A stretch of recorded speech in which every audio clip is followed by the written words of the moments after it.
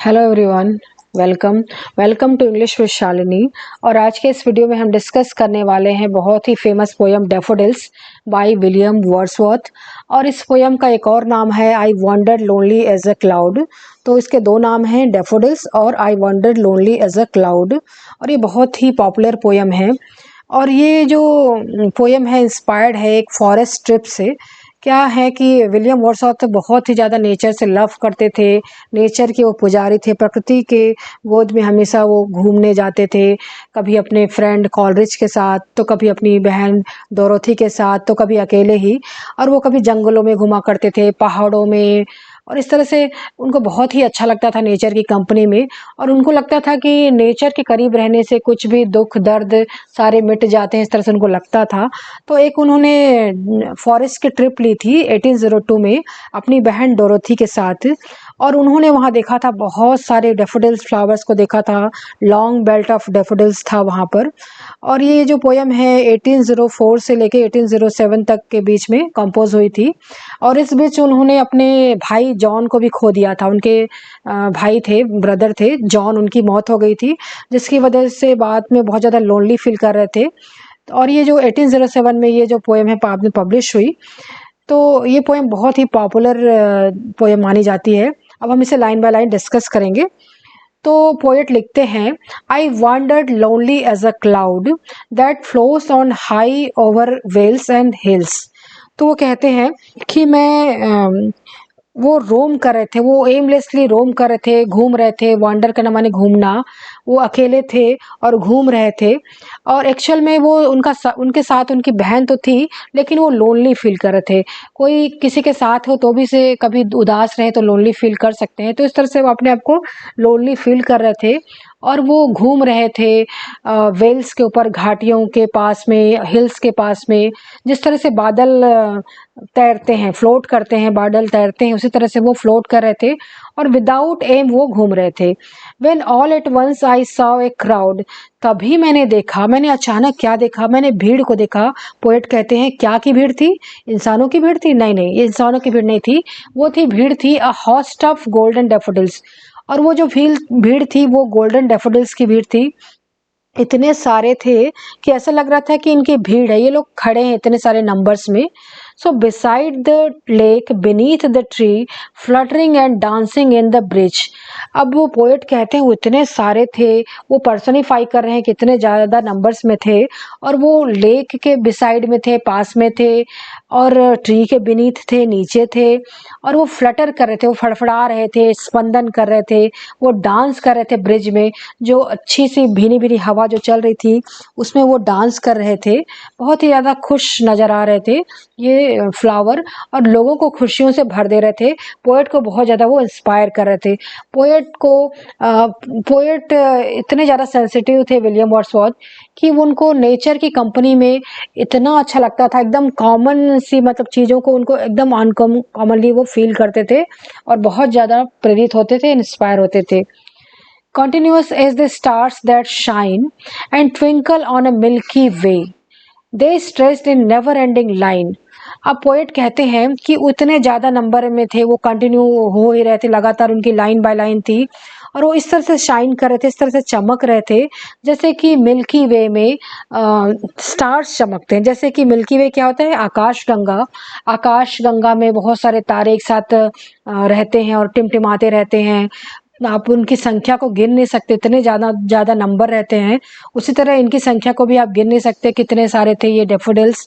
और बहुत ही ज़्यादा सुंदर लग रहे थे, चमक रहे थे गोल्डन कलर के। They stretched in never-ending line along the margin of a bay. 10,000 saw I at a glance, tossing their heads in a sprightly dance। अब पोएट कहते हैं उनकी जो लाइन थी वो ख़त्म ही नहीं हो रही थी, उनकी कतार ख़त्म ही नहीं हो रही थी।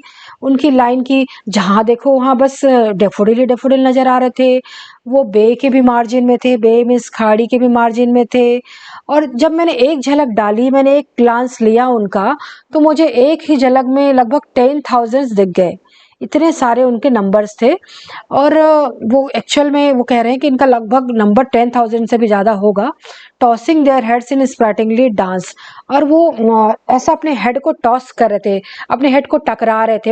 एक फूल दूसरे फूल से टकरा रहा था, तो ऐसे लग रहा था कि वो हेड को टकरा रहे हैं और वो स्प्रैटिंगली डांस कर रहे हो, बहुत ही खुशी के साथ, बहुत ही एनर्जी के साथ डांस कर रहे हो। स्प्रैटिंगली मीन्स एनर्जी, खुशी, इसके साथ वो डांस कर रहे थे, बहुत ही ज़्यादा इंजॉय कर रहे थे। जो भीनी भीनी हवा हो रही थी उसमें हिल हिल के वो डांस कर रहे थे। Next, the waves beside them danced, but they outdid the sparkling waves in glee.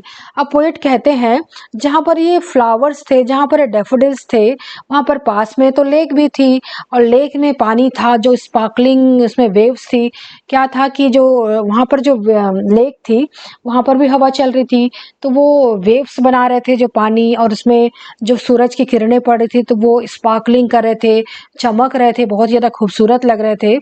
लेकिन जो इनकी ब्यूटी थी, जो ये डैफोडिल्स की ब्यूटी थी, और इनका जो वेव्स था, इनकी जो खुशी थी, इनकी जो सुंदरता थी, उसका तो कोई मुकाबला ही नहीं था। इसका मुकाबला तो ये वेव्स कर ही नहीं सकती, ऐसा कह रहे हैं पोएट।